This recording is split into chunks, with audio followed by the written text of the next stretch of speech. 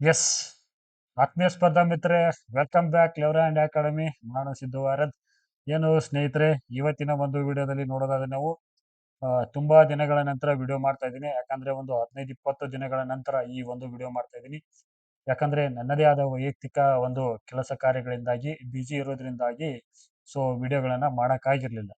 ಆದ್ರೂ ಕೂಡ ತುಂಬಾ ಜನ ಅಸಿಸ್ಟೆಂಟ್ ಪ್ರೊಫೆಸರ್ ನೇಮಕಾತಿ ಏನಾಯ್ತ್ರಿ, ಜೂನ್ದಾಗ ಆಗ್ತಿತ್ತು, ಜುಲೈದಾಗ ಆಗ್ತಿತ್ತು, ಸೆಪ್ಟೆಂಬರ್ ಅಂತ ಹೇಳಿದ್ರಿ, ಯಾಕೆ ಆಗ್ತಿಲ್ಲ ಅಂತ ಪ್ರಶ್ನೆಗಳನ್ನು ಕೇಳ್ತಾ ಇದ್ರಿ. ಆದ್ರೂ ಕೂಡ ಅದ್ರ ಬಗ್ಗೆ ಒಂದು ಸಮಂಜಸವಾದ ಮಾಹಿತಿ ಕೂಡ ಕೊಡ್ಬೇಕಂತ ನಾನು ಪ್ರಯತ್ನ ಪಟ್ಟೆ. ಆಕ್ಚುಲಿ ನಾನು 4-5 ದಿನ ಹಿಂದೆ ಮಾಹಿತಿ ಬಂದಿತ್ತು, ಬಟ್ ವಿಡಿಯೋ ಮತ್ತು ಬೇರೆ ಒಂದು ಕೆಲಸದ ಒತ್ತಡದಿಂದಾಗಿ ವಿಡಿಯೋಗಳನ್ನ ಮಾಡೋಕ್ಕಾಗಿರ್ಲಿಲ್ಲ. ಬಟ್ ಇವತ್ತೊಂದು ಅಧಿಕೃತವಾಗಿರ್ತಕ್ಕಂಥ ಮಾಹಿತಿಯನ್ನ ನಿಮ್ ಜೊತೆ ಶೇರ್ ಮಾಡ್ತಾ ಹೋಗ್ತೀನಿ. ಅದು ನಿಮ್ಮ ಒಂದು ಪ್ರಿಪ್ರೇಷನ್ಗೆ ಹೆಲ್ಪ್ ಆಗ್ಬೋದು. ಕೆಲವೊಬ್ರು ಮೋಟಿವೇಶನ್ ಆಗ್ತದೆ, ಸರ್ ವಿಡಿಯೋ ಮಾಡ್ರಿ ನಿಮ್ಮಿಂದ ಅಂತ ಹೇಳ್ತಿದ್ರಿ. ನಿಮ್ಮೆಲ್ಲರೂ ಕೂಡ ತುಂಬ ಹೃದಯದ ಧನ್ಯವಾದಗಳು. ಹಾಗೆ ಈ ಒಂದು ವಿಡಿಯೋದಲ್ಲಿ ಅಸಿಸ್ಟೆಂಟ್ ಪ್ರೊಫೆಸರ್ ನೇಮಕಾತಿ ಯಾವಾಗ ಆಗುತ್ತೆ ಅನ್ನೋದನ್ನ, ಮತ್ತ ಸರ್ಕಾರದಲ್ಲಿ ನೇಮಕಾತಿಗಳ ಸುಗ್ಗಿ ಯಾವ ತರ ಇದೆ ಅನ್ನ, ಮತ್ತ ಇದಕ್ಕೆ ಸಂಬಂಧಿತವಾಗಿರ್ತಕ್ಕಂಥ ನಾವು ಪ್ರಿಪ್ರೇಷನ್ ಯಾವ ಮಾಡ್ಕೋಬೇಕು, ಮತ್ತು ಅಸಿಸ್ಟೆಂಟ್ ಪ್ರೊಫೆಸರ್ ಸಂಬಂಧಿತವಾಗಿರ್ತಕ್ಕಂಥ ನಮ್ಮ ದಾಖಲೆ ಏನಿದೆ ಅನ್ನೋದನ್ನ ಕಂಪ್ಲೀಟ್ ಆಗಿರ್ತಕ್ಕಂಥ ಒಂದು ಈ ವಿಡಿಯೋದಲ್ಲಿ ಹೇಳ್ತೀನಿ. ನೆಕ್ಸ್ಟ್ ಏನಂದ್ರೆ, ಅಸಿಸ್ಟೆಂಟ್ ಪ್ರೊಫೆಸರ್ ನೇಮಕಾತಿ ಆಗೋದು ಇದರಲ್ಲಿ ಏನು ಡೌಟ್ ಇಲ್ಲ, ಹಾಗೆ ಆಗುತ್ತಿದೆ 2026ರಲ್ಲಿ. ಬಟ್ ಥಿಂಗ್ ಏನಂದ್ರೆ, ಆಫೀಸರ್ಸ್ ಏನದು ನಮ್ಮ ಉನ್ನತ ಶಿಕ್ಷಣ ಇಲಾಖೆಯಲ್ಲಿ ಇರ್ತಕ್ಕಂಥ ಆಫೀಸರ್ದ ಒಂದು ನಿರ್ಲಕ್ಷ್ಯತೆಯಿಂದಾಗಿ, ಏನು ನೆಗ್ಲಿಜೆನ್ಸಿಯಿಂದಾಗಿ, ನೆಗ್ಲೆಕ್ಟ್ ಮಾಡೋದ್ರಿಂದ ಏನಾಗಿತ್ತು ಅಂದ್ರೆ, ಇದು ಸ್ವಲ್ಪ ಈ ಅಸಿಸ್ಟೆಂಟ್ ಪ್ರೊಫೆಸರ್ ಅದು GFGCಗಳ C&R ರೂಲ್ಗಳಿಗೆ ಸಂಬಂಧಿಸಿದವಾಗಿ ಕುಂಠಿತ ನಡೆದಿತ್ತು. ಹಾಗಾಗಿ ಇವತ್ತಿನ ಒಂದು ಬಂದಿರತಕ್ಕಂಥ ಒಂದು ಸರ್ಕಾರದ ಮಾಹಿತಿಯ ಅನ್ವಯವಾಗಿ ಅದನ್ನ ನೋಡೋದಾದ್ರೆ, ಈ ಒಂದು C&R ರೂಲ್ ಎಷ್ಟು ಬೇಗ ಮತ್ತು ತ್ವರಿತಗತಿಯಲ್ಲಿ ನೇಮಕಾತಿಗೆ ಚಾಲನೆ ನೀಡುತ್ತೆ ಅನ್ನೋಕೆ ಈ ಒಂದು ದಾಖಲೆ ನಮಗೆ ಸಾಕ್ಷಿ ನೀಡುತ್ತೆ ಅಂತ ಹೇಳಬಹುದು. ಹಾಗೆ ಯಾರಿಗಾದ್ರೂ ಬೇಕಾದ್ರೆ ಈ ಒಂದು PDF ಅನ್ನು ಕೂಡ ನನ್ನ ಹತ್ರ ಇದೆ. ಅದನ್ನ ನನ್ನ ಒಂದು ಈ ನಂಬರ್ಗೆ ಕೂಡ ನೀವು ಮೆಸೇಜ್ ಹಾಕ್ರಿ, ಕಳಿಸ್ಕೊಡ್ತೀನಿ. ಇದರ ಒಂದು ಆಧಾರವಾಗಿ ಇಲ್ಲಿರ್ತಕ್ಕಂಥ ಮಾಹಿತಿ ನಿಮ್ ಜೊತೆ ಶೇರ್ ಮಾಡ್ತಾ ಇದ್ದೀನಿ. ಮತ್ತ ಇನ್ನು ಮುಂದೆ 2 ದಿನಕ್ಕೊಂದು ವಿಡಿಯೋ ಬಂದೇ ಬರುತ್ತೆ ಅಸಿಸ್ಟೆಂಟ್ ಪ್ರೊಫೆಸರ್ ನೇಮಕಾತಿ ಸಂಬಂಧಿಸಿದವಾಗಿ. ಹಾಗೆ ಇನ್ನೊಬ್ರು ನಮ್ಮ ಸ್ನೇಹಿತರಾದ ಯಾರು ಸಂಜಯ್ ಸರ್ ಕೂಡ, ಜ್ಞಾನಾರಂಭ ಅಕಾಡೆಮಿಯ ಒಂದು ಸಂಜಯ್ ಸರ್ ಕೂಡ ತುಂಬಾ ಒಂದು ಮಾಹಿತಿಗಳನ್ನ ಶೇರ್ ಮಾಡ್ತಾ ಇರ್ತಾರೆ ನಮ್ಮ ಜೊತೆ. ನೆಕ್ಸ್ಟ್ ಏನಂದ್ರೆ, ಅಕ್ಷ ಸಂಘಟನೆಯ ನಮ್ಮ ಅಧ್ಯಕ್ಷರಾಗಿರ್ತಕ್ಕಂಥ ಕಾಂತ್ ಕುಮಾರ್ ಸರ್ ಕೂಡ ಅವ್ರ ಜೊತೆ ಒಂದು ಭೇಟಿ ಮಾಡಿ, ಇನ್ನೊಂದ್ಸಲ ನಾವು ಉನ್ನತ ಶಿಕ್ಷಣ ಇಲಾಖೆ ಅಧಿಕಾರಿಗಳೊಂದಿಗೆ ಭೇಟಿ ಕೊಟ್ಟು ಇದನ್ನ ಪ್ರೋಗ್ರೆಸ್ ಅನ್ನ ಬೇಗ ಮುಗಿಸ್ಲಿ ಅಂತ ಒಂದು ಒತ್ತಾಯನ ಕೂಡ ಮಾಡ್ತಕ್ಕಂಥ ಒಂದು ಕೆಲಸವನ್ನ ನಾವು ಸಂಜಯ್ ಸರ್ ಕೂಡ ಮತ್ತೊಂದ್ಸಲ ಹೋಗ್ತಾ ಇದ್ದೀವಿ.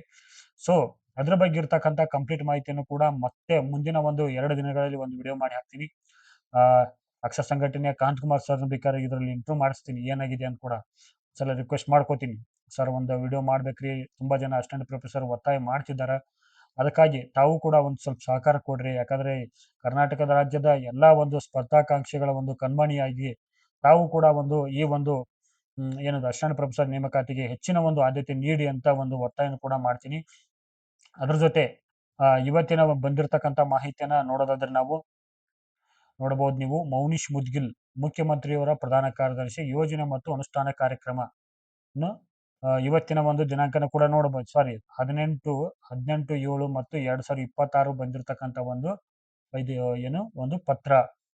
ಸರ್ಕಾರದ ಒಂದು ರಾಜ್ಯ ಸರ್ಕಾರದ ವಿವಿಧ ಇಲಾಖೆಗಳಲ್ಲಿ ಖಾಲಿ ಹುದ್ದೆಗಳ ನೇಮಕಾತಿ ಮತ್ತು ಪ್ರಕ್ರಿಯೆಯನ್ನು ತ್ವರಿತಗೊಳಿಸುವ ಕುರಿತು. ಹಾಗಾದ್ರೆ ಇಲ್ಲಿ ತಿಳ್ಕೊಳ್ಳಿ, ನಮ್ಮದು 2000 ಏನು ಉನ್ನತ ಶಿಕ್ಷಣ ಇಲಾಖೆಯಲ್ಲಿ ಇರ್ತಕ್ಕಂಥ 2826 ಅಸಿಸ್ಟೆಂಟ್ ಪ್ರೊಫೆಸರ್ ಆಗಲಿ, ಮತ್ತೆ ಇನ್ನು ಯಾವುದು ಇಂಜಿನಿಯರಿಂಗ್ ಕಾಲೇಜು ಮತ್ತು ಡಿಪ್ಲೊಮಾ ಕಾಲೇಜಲ್ಲಿ ಇರ್ತಕ್ಕಂಥ ಲೆಕ್ಚರರ್ಗಳು ಮತ್ತು ಅಸಿಸ್ಟೆಂಟ್ ಪ್ರೊಫೆಸರ್ ಸಂಬಂಧಿತವಾಗಿರ್ತಕ್ಕಂಥ ಮಾಹಿತಿ ಕೂಡ ಇದರಲ್ಲಿ ಒಳಗೊಂಡಿದ್ದು. ಹಾಗಾಗಿ ಇವತ್ತಿನ ಒಂದು ಲೆಟರ್ ನಮ್ಮ ಒಂದು ಪ್ರಿಪರೇಷನ್ಗೆ ಒಂದು ಸ್ವಲ್ಪ ಆಶಾಭಾವನೆಯನ್ನು ಮೂಡಿಸಬಹುದು ಅಂತ ನಿಮ್ ಮುಂದೆ ಹೇಳಕ್ ಇಷ್ಟಪಡ್ತೀನಿ. ಯಾರು ಕೂಡ ಅಸಿಸ್ಟೆಂಟ್ ಪ್ರೊಫೆಸರ್ ನೇಮಕಾತಿ ಆಗಂಗಿಲ್ಲ ಮತ್ತು ಲೇಟ್ ಆಗತ್ತಂದ್ರೆ, ಲೇಟ್ ಆದ್ರೂ ಆಗ್ಬಹುದೇನೋ, ಬಟ್ ಥಿಂಗ್ ಏನಂದ್ರ ನೇಮಕಾತಿ ಮಾತ್ರ 100% ಆಗತ್ತ. ಮತ್ತೆ ಯಾವುದೇ ಕಾರಣಕ್ಕೂ ನೆಗ್ಲೆಕ್ಟ್ ಮಾಡಕ್ ಹೋಗ್ಬೇಡ್ರಿ. ನೀವು ಕೂಡ ಇವಾಗ ಇದ್ ನೋಡಿರ್ಬೋದು, ನೀವು ಬೇರೆ ಬೇರೆ ಒಂದು ಸಾರಿ ಬೇರೆ ಬೇರೆ ಏನು PC ನೋಟಿಫಿಕೇಶನ್ ಕೊಟ್ಟು ಅವರು ಎಕ್ಸಾಮ್ ಡೇಟ್ ಕೂಡ ಅನೌನ್ಸ್ ಮಾಡಿದ್ದಾರೆ. ಈಗ ಎಕ್ಸಾಮ್ ಡೇಟ್ ಕೂಡ ಅನೌನ್ಸ್ ಮಾಡಿದ KA. ಹಾಗೆ ನೀವು VAO ಡೇಟ್ ಕೂಡ ನೋಡತಕ್ಕಂಥ ವಿಚಾರ ನೋಡ್ತಾ ಇದ್ರಿ. ಇನ್ನು ಬೇರೆ ಬೇರೆ ರಿಕ್ರೂಟ್ಮೆಂಟ್ ಕೂಡ ಆಗ್ತಾ ಇದಾವೆ ಇಲ್ಲಿ. ಹಾಗಾಗಿ ಇದು ಕೂಡ ಬೇಗ ಆಗುತ್ತೆ ಅನ್ನೋ ಒಂದು ನನ್ನ ಒಂದು ನಂಬಿಕೆ. ಅದ್ರ ಜೊತೆ ನೋಡೋದಾದ್ರೆ ನಾವು ಇಲ್ಲಿ ನೋಡಿ, ಈ ಮೇಲಿನ ಒಂದು ವಿಷಯಕ್ಕೆ ಸಂಬಂಧಿಸಿದ ರಾಜ್ಯದ ಆರ್ಥಿಕ ಇಲಾಖೆಯಿಂದ ಕಳೆದ 3 ವರ್ಷಗಳಲ್ಲಿ ನೇರ ನೇಮಕಾತಿಗಾಗಿ ಸಮ್ಮತಿ ನೀಡಲಾಗಿದ್ದು ಮತ್ತು ಕಲ್ಯಾಣ ಕರ್ನಾಟಕ ಉನ್ನತ ಬಲದ 80ರಷ್ಟು ಹುದ್ದೆಗಳು ಡೀಮ್ಡ್ ಸಮ್ಮತಿ ಸೇರಿ 72,186 ಹುದ್ದೆಗಳನ್ನು ಭರ್ತಿ ಮಾಡಬೇಕಾಗಿದೆ. ಅಂದ್ರೆ ಕಳೆದ 3 ವರ್ಷಗಳಲ್ಲಿ ಹಿಂದೆ ನಮ್ಗೀಗ ಆಲ್ರೆಡಿ ನೇರ ನೇಮಕಾತಿಗೆ ಸಮ್ಮತಿ ನೀಡಿರ್ತಕ್ಕಂಥ ಆರ್ಥಿಕ ಇಲಾಖೆ ಏನು ಅನುಮೋದನೆ ನೀಡಿದಿಲ್ಲ ಇಂಥ ಒಂದು ಹುದ್ದೆಗಳನ್ನು ಒಳಗೊಂಡು ಕಲ್ಯಾಣ ಕರ್ನಾಟಕ ಒಂದು ಬಲದ ಎದುರು ಅಂದ್ರೆ 80% ಹುದ್ದೆಗಳು ಸೇರಿ 72,186 ಹುದ್ದೆಗಳನ್ನ ಬೇಗ ನೇಮಕ ಮಾಡ್ಕೋಬೇಕಂತ ಒಂದು ಈ ಲೆಟರ್ ಅಲ್ಲಿ ಕಾಣ್ತಾ ಇದ್ದೀವಿ. ಸೊ ಹಾಗಾಗಿ ಈ ಒಂದು 72,186 ಹುದ್ದೆಗಳಲ್ಲೂ ಕೂಡ ಅಸಿಸ್ಟೆಂಟ್ ಪ್ರೊಫೆಸರ್ ಹುದ್ದೆಗಳು ಸೇರಿರುವುದು ಅಷ್ಟೇ ಸತ್ಯ. ಹಾಗಾಗಿ ಯಾರು ಕೂಡ ನೆಗ್ಲೆಕ್ಟ್ ಮಾಡಕ್ ಹೋಗ್ಬೇಡ್ರಿ. ಆ ಸರ್ಕಾರದ ಒಂದು ಏನು ಕಾರ್ಯದರ್ಶಿಗಳು ಕೂಡ ಇಲ್ಲಿ ಏನ್ ಹೇಳಿದ್ದಾರೆ ಅಂದ್ರೆ ಇಲ್ಲಿ ಒತ್ತಾಯ ಮಾಡಿದ್ದಾರೆ, ಇಲ್ಲಿ ಒತ್ತಾಯ ಮಾಡಿ ಬೇಗನೆ ಕಳಿಸ ಕೊಡ್ಬೇಕು ನೀವು. ಬೇಗ ನೇಮಕಾತಿ ಮಾಡೋಕ್ಕೋಸ್ಕರ ಏನ್ ಮಾಡ್ತಾ ಇದ್ದಾರೆ ಅಂದ್ರೆ ಈ ಲೆಟರ್ ನ ಹೊರಡಿಸತಕ್ಕಂತ ಒಂದು ಆಧಾರವನ್ನ ನಾವಿಲ್ಲಿ ಕಾಣ್ತಾ ಇದ್ದೀವಿ. ಇಲ್ಲೇನ್ ಹೇಳಿದ್ದಾರೆ ಅಂದ್ರೆ ಅವರು ದಯವಿಟ್ಟು 10 ದಿವಸಗಳೊಳಗೆ ಎಲ್ಲಾ ನೇಮಕಾತಿ ಪ್ರಸ್ತಾವನೆಯನ್ನು ಕೆಇಎ ಮತ್ತು ಕೆಪಿಎಸ್ಸಿಗೆ ಕಳುಹಿಸಲು ಮತ್ತು ಇಲಾಖೆ ಮಟ್ಟದಿಂದ ನೇಮಕ ಮಾಡಬೇಕಾದಲ್ಲಿ ಅಧಿಸೂಚನೆಯನ್ನು ಹೊರಡಿಸಲು ಕೋರಿದೆ. ಇನ್ನೊಂದು ನೋಡಿ, ಇಲ್ಲಿ ಯಾವುದೇ ಸಿಎನ್ಆರ್ ತಿದ್ದುಪಡಿ ಅಥವಾ ಅನುಮೋದನೆ ಅವಶ್ಯವಿದ್ದಲ್ಲಿ ಕೂಡಲೇ ಹಿಂಬಾಲಿಸಿ ಅನುಮೋದನೆಯನ್ನು ಪಡೆಯಲು ಕೋರಿದೆ. ಈಗ ನಮಗೇನು ಅಸಿಸ್ಟೆಂಟ್ ಪ್ರೊಫೆಸರ್ ನೇಮಕಾತಿ ಸಂಬಂಧಿಸಿದಂತೆ ಸಿಎನ್ಆರ್ ರೂಲ್ ಇನ್ನೂ ಬಂದಿಲ್ಲ, ಬಟ್ ಯಾವುದು ಜಿಎಫ್ಜಿಸಿಗಳಲ್ಲಿ ಬಟ್ ಟೆಕ್ನಿಕಲ್ ಕಾಲೇಜು ಬಂದಿದೆ ಆಲ್ರೆಡಿ. ಇದು ಕೂಡ ಇದರ ಭಾಗವಾಗಿದೆ. ಯಾವುದು ಸಿಎನ್ಆರ್ ತಿದ್ದುಪಡಿ ಮತ್ತು ಅನುಮೋದನೆ ಅವಶ್ಯವಿದ್ದಲ್ಲಿ ಕೂಡಲೇ ಅದನ್ನು ಹಿಂಬಾಲಿಸಿ ಅನುಮೋದನೆಯನ್ನು ಪಡಿಬೇಕು ಅಂತ ಅವರು ರಿಕ್ವೆಸ್ಟ್ ಮಾಡಿದ್ದಾರೆ. ಸೊ ಹಾಗಾಗಿ ತಾವು ಕೂಡ ಏನ್ ಮಾಡ್ರಿ, ನೇಮಕಾತಿಗೆ ಸಂಬಂಧಿಸಿದಂತೆ ಗೊಂದಲಗಳಿಗೆ ಇವತ್ತಿನಿಂದ ತಲೆಯನ್ನು ತೆಗೆದು ಬಿಡ್ರಿ. ಅದನ್ನ ಕೆಲವೊಬ್ರು ಕೇಳ್ತಿದ್ರು ಕೆ ಸೆಟ್ ಆದ್ಮೇಲೆ ಆಗತ್ತಾ ಬಿಡುತ್ತಾ ಅಂತೇಳಿ. ಅದು ಕೆ ಸೆಟ್ ಆದ್ರೆ ಆಗ್ಲಿ ಬಿಟ್ರೆ ಬಿಡ್ಲಿ, ತಲೆ ಕೆಡ್ಸ್ಕೊಬೇಡ್ರಿ. ಅದು ಆಲ್ರೆಡಿ ಎಲಿಜಿಬಲ್ ಇದ್ದವ್ರು ನಿಮ್ ಪಡೆಗೆ ನೀವು ಓದಕ್ ಸ್ಟಾರ್ಟ್ ಮಾಡ್ಕೊಡ್ರಿ. ಈ ಒಂದು ಲೆಟರ್ದ ಉದ್ದೇಶ ತಿಳ್ಕೊಡ್ರಿ. ಲೆಟರ್ ಉದ್ದೇಶ ಏನಂದ್ರೆ ಯಾವ ಸಿಎನ್ಆರ್ ರೂಲ್ ಇನ್ನೂ ಏನು ಅನುಮೋದನೆ ಪಡೆದಿಲ್ಲ ಅವುಗಳ ಅನುಮೋದನೆ ಪಡೆಯುವಾಗ ಅವಶ್ಯವಿದ್ದಲ್ಲಿ ಕೂಡಲೇ ಹಿಂಬಾಲಿಸಿ ಅನುಮೋದನೆ ಪಡೆಯಬೇಕು ಅಂತ ಕೋರಿದ್ದಾರೆ ಅವರು. ಹಾಗಾಗಿ ನೇಮಕಾತಿ ಇನ್ನು ಮುಂದೆ ಫಾಸ್ಟ್ ಆಗತ್ತ, ಇದು ಲೇಟ್ ಆಗಂಗಿಲ್ಲ. ನೋಡ್ಬೋದು ನೀವು ಇಲ್ಲಿ ನೋಡಿ, ಮುಖ್ಯಮಂತ್ರಿಯವರು ಪ್ರಧಾನ ಕಾರ್ಯದರ್ಶಿ ಅವರು ಮೌನೀಶ್ ಮುದ್ಗಿಲ್ ಹೊರಡಿಸಿರ್ತಕ್ಕಂಥ ಒಂದು ಲೆಟರ್ ಇದು. ಏನದು ಸರ್ಕಾರದ ಎಲ್ಲಾ ಇಲಾಖೆಗಳ ಅಪರ ಮುಖ್ಯ ಕಾರ್ಯದರ್ಶಿಗಳು, ಪ್ರಧಾನ ಕಾರ್ಯದರ್ಶಿಗಳಿಗೆ ತ್ವರಿತವಾಗಿ ಕಳುಹಿಸಲಾಗಿದೆ. ಕಾರ್ಯದರ್ಶಿ ಕೆಪಿಎಸ್ಸಿ, ಮುಖ್ಯ ಕಾರ್ಯನಿರ್ವಹಣಾಧಿಕಾರಿ ಕೆಇಎ ತ್ವರಿತ ಕ್ರಮಕ್ಕಾಗಿ ಮತ್ತು ಕಚೇರಿ ಪತ್ರ. ಇಲ್ಲಿ ಕೆಪಿಎಸ್ಸಿಗೂ ಲೆಟರ್ ಹೋಗೈತಿ, ಆಮೇಲೆ ಕೆಇಗೂ ಲೆಟರ್ ಹೋಗೈತಿ ಇದು. ಸೊ ಹಾಗಾಗಿ ಅಸಿಸ್ಟೆಂಟ್ ಪ್ರೊಫೆಸರ್ ಏನ್ ನೇಮಕಾತಿ ಆಗೋದಂತರೂ ಬೇಗ ಆಗತ್ತದು. ಸೊ ನೀವು ನೇಮಕಾತಿ ಆಗಂಗಿಲ್ಲ, ನಿಮ್ಮ ಹತ್ರ ಏನ್ ರೆಕಾರ್ಡ್ ಐತ್ರಿ, ಇದೇನು ಅಜಂಪ್ಷನ್ ಮಾಡ್ಕೊಂಡು ಕೇಳ್ತಿದ್ದೀರಾ ಅಂತ ಕೆಲವೊಬ್ರು ಕಾಲ್ ಮಾಡ್ತಿದ್ರು ನಂಗೆ. ಸರ್ ಅಜಂಪ್ಷನ್ ನಾನು ಯಾಕೆ ಮಾಡ್ಲಿ? ಅಜಂಪ್ಷನ್ ಮಾಡೋದ್ರಿಂದ ನನಗೇನು ಲಾಭ ಐತಿ? ಯೂಟ್ಯೂಬ್ ಏನು ನನಗೆ ಲಕ್ಷಾಂತರ ರೂಪಾಯಿ ದುಡ್ಡು ಕೊಡುತ್ತೆ? ನೋಡೋದೇ 1,000-2,000 ಜನ ನೋಡ್ತಾರೆ. ಈ ಒಂದು ವಿಡಿಯೋ ಮಾಡಕ್ಕೆ ನಾನು ಯೂಟ್ಯೂಬ್ ಸರ್ಚ್ ಮಾಡಕ್ಕೆ 1.5-2 ಲಕ್ಷ ರೂಪಾಯಿ ಖರ್ಚು ಮಾಡಿದ್ದೀನಿ. ಇದಕ್ಕಾಗಿ ನಾನು ಟೈಮ್ ಕೊಟ್ಟಿದ್ದೀನಿ. ಕೆಲವರು ಅಜಂಪ್ಷನ್ ಮಾಡ್ಕೋತೀರಿ, ಇದು ಆಗಂಗಿಲ್ಲ. ಇನ್ನೂ ಪುಣ್ಯಾತ್ಮ ಯಾರು ನನಗೆ ಯೂಟ್ಯೂಬ್ ನೇಮಕಾತಿನ ಆಗಂಗಿಲ್ಲ, ನೀನ್ ಯೂಟ್ಯೂಬ್ ಚಾನಲ್ ಬಂದ್ ಮಾಡ್ತೀನಿ ಅಂತ ಹೇಳ್ತಾನೆ. ಮಹಾಪ್ರಭುಗಳೇ, ನಿಮ್ಗೊಂದು ಮಾತು ಹೇಳ್ತೀನಿ ಕಮೆಂಟ್ ಮಾಡಿದವ್ರಿಗೆ, ನನಗೆ ಚಾಲೆಂಜ್ ಮಾಡೋ ಬದ್ಲಿ ನಿಮ್ಮ ಸ್ಟಡಿಗೆ ಚಾಲೆಂಜ್ ಮಾಡ್ರಿ, ಓದಿನ ಕಡೆ ಹೆಚ್ಚಿನ ಮೇಲೆ ಚಾಲೆಂಜ್ ಮಾಡ್ರಿ, ನಿಮ್ಮ ಭವಿಷ್ಯದ ಕಡೆಗೆ ಚಾಲೆಂಜ್ ಮಾಡ್ರಿ. ನನಗೆ ಚಾಲೆಂಜ್ ಮಾಡಿದ್ರೆ ನಿಮಗೇನು ಪ್ರಯೋಜನ ಇಲ್ಲ.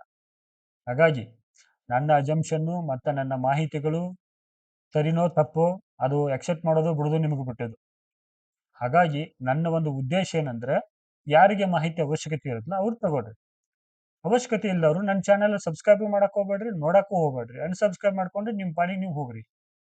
ನೀವು ಕೆಟ್ಟದಾಗಿ ಮೆಸೇಜ್ಗಳು ಮಾಡೋದ್ರಿಂದ ನಿಮ್ಮ ವ್ಯಕ್ತಿತ್ವವನ್ನು ತೋರಿಸುತ್ತದೆ. ವ್ಯಕ್ತಿತ್ವ ಹೆಂಗಂದ್ರೆ ಮಿರರ್ ಎಫೆಕ್ಟ್ ಅದು. ನೀವು ಕನ್ನಡಿ ಮುಂದಿಟ್ಟಾಗ ನಿಮ್ಮ ಮುಖ ಯಾವ ತರ ತೋರಿಸುತ್ತಲ್ಲ, ಸತ್ಯ ಮತ್ತು ಮಿಥ್ಯ ಅಂತೇಳಿ, ಆ ತರ ನಿಮ್ಮ ಮಾತುಗಳು, ನಿಮ್ಮ ಕಮೆಂಟ್ಗಳು ನಿಮ್ಮ ವ್ಯಕ್ತಿತ್ವನ ತೋರಿಸುತ್ತಾ. ಹಾಗಾಗಿ ನೀವೆಲ್ಲರೂ ಕೂಡ ಅಸಿಸ್ಟೆಂಟ್ ಪ್ರೊಫೆಸರ್ ಆಗ್ತಕ್ಕಂಥ ಒಂದು ಸ್ಪರ್ಧಾ ಮಿತ್ರರಿದ್ರಿ ಮತ್ತು ಸ್ನೇಹಿತರಿದ್ರಿ. ಸೊ ನಿಮ್ಮ ಮಾತು, ನಡೆ, ನುಡಿ ಕೂಡ ಅಷ್ಟೇ ಚೆನ್ನಾಗಿರ್ಬೇಕು. ಯಾಕಂದ್ರೆ ನೀವು ಸಾವಿರಾರು ಮಕ್ಕಳಿಗೆ ಪಾಠ ಮಾಡ್ತಕ್ಕಂಥ ಒಬ್ಬ ಸಹಾಯಕ ಪ್ರಾಧ್ಯಾಪಕರಾಗ್ತಾ ಇದ್ದೀರಿ. ಹಾಗೂ ಇವಾಗ ಇಲ್ಲೊಂದು ಕಾಲೇಜುಗಳಲ್ಲಿ ಕೂಡ ಗೆಸ್ಟ್ ಲೆಕ್ಚರ್ ಆಗಿ, ಟೀಚರ್ಗಳಾಗಿ ಏನ್ ಮಾಡ್ತಾ ಇದ್ದೀರಿ ಅಂದ್ರೆ ನೀವೆಲ್ಲರೂ ಕೂಡ ಪಾಠ ಮಾಡ್ತಾ ಇರ್ತಿರ್ತೀರಿ. ಹಾಗಾಗಿ ನನ್ನ ಸಾಧ್ಯವಾದಷ್ಟು ಎಷ್ಟು ಮಾಹಿತಿಗಳನ್ನ ಕೊಡಕ್ಕೆ ಇಷ್ಟಪಡ್ತೀವಿ ಬಂದಿರುತ್ತೆ ಎಕ್ಸೆಪ್ಟ್ ಮಾಡ್ಕೊಡ್ರಿ, ಬೇಡ ಬಿಟ್ಬಿಡ್ರಿ. ನಿಮ್ಗೆ ನೋಡ್ರಿ ಅಂತೇಳಿ ನಿಮ್ಗೆ ಕೂತೀನಿ ಇಲ್ಲಿ. ನಾನು 2-3 ಲಕ್ಷ ಕೊಟ್ಟು ಈ ಸ್ಟುಡಿಯೋ ಮಾಡ್ಕೊಂಡು ಈ ಟೈಮ್ ಕೊಟ್ಟು ಎಡಿಟ್ ಮಾಡಿ ನನ್ನ ಕೆಲಸ ಬಿಟ್ಟು ಸೊ ಅಜಂಪ್ಷನ್ನು, ಇನ್ಫಾರ್ಮೇಷನ್ನು ಅಕ್ಸೆಪ್ಟ್ ಮಾಡ್ಕೊರಿ ಅಥವಾ ಬಿಡ್ರಿ, ನಿಮಗೆ ಬಿಟ್ಟಿದ್ದು. ಸೊ ಇಷ್ಟು ಹೇಳಕ್ ಇಷ್ಟಪಡ್ತೀನಿ. ಮತ್ತು ಇನ್ನು ಮುಂದೆ ಇನ್ನೊಂದು ಏನು ಹೇಳ್ಬೇಕಂದ್ರೆ, ದಿ ಬೆಸ್ಟ್ ಸ್ಟಡಿ ಮಟೀರಿಯಲ್ ನಂದು ಇರೋದು ಹೇಳ್ತೀನಿ, ನಾನು ಓಪನ್ ಆಗಿ ಹೇಳ್ತೀನಿ.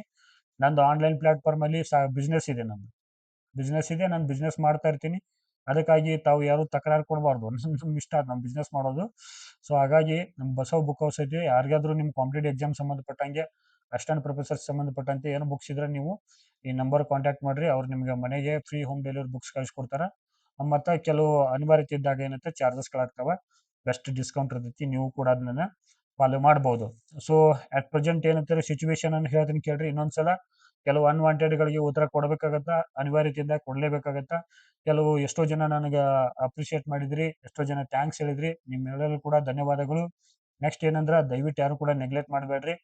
ಟೈಮ್ ಕೂಡ ನೋಟಿಫಿಕೇಶನ್ ಅದು KA ಟೈಮ್ ಆದ್ಮೇಲೆ, ನೋಟಿಫಿಕೇಶನ್ ಆದ್ಮೇಲೆ 60 ದಿನಗಳು ಮಾತ್ರ ನಿಮ್ ಟೈಮ್ ಕೊಡ್ತಕ್ಕಂಥ ವಿಚಾರ ನೋಡ್ತಾ ಇದ್ದೀವಿ. ಇನ್ನೊಂದು ವಿಚಾರ ಕೇಳ್ತಿದ್ರು, ಸರ್ GK 50 ಮಾರ್ಕ್ಸ್ಗೆ ಇರುತ್ತಾ ಅಥವಾ 100 ಮಾರ್ಕ್ಸ್ಗೆ ಏನು ಹೆಚ್ಚಾಗುತ್ತಾ ಅಂತ ಕೇಳ್ತಾ ಇದ್ರಿ ನನಗೆ ನೀವು 100 ಕ್ವಶನ್ಸ್ಗೆ. ಬಟ್ ಇದಕ್ಕೆ ಸಂಬಂಧಿತವಾಗಿ ಮುಂದಿನ 2 ದಿನಗಳಲ್ಲಿ ಕಂಪ್ಲೀಟ್ ಮಾಹಿತಿ ಕೊಡ್ತೀನಿ. ಸೊ ಡಿಪಾರ್ಟ್ಮೆಂಟ್ಗೆ ಹೋಗಿ ಭೇಟಿ ಕೊಡ್ತೀವಿ. ನಾನು ನಮ್ಮ ಸಂಜಯ್ ಸರ್ ಮತ್ತೆ ಅಕ್ಷರ ಸಂಘಟನೆ ಕಾಂತ್ ಕುಮಾರ್ ಸರ್ಗೆ ಕೂಡ ಭೇಟಿ ಆಗ್ತೀನಿ.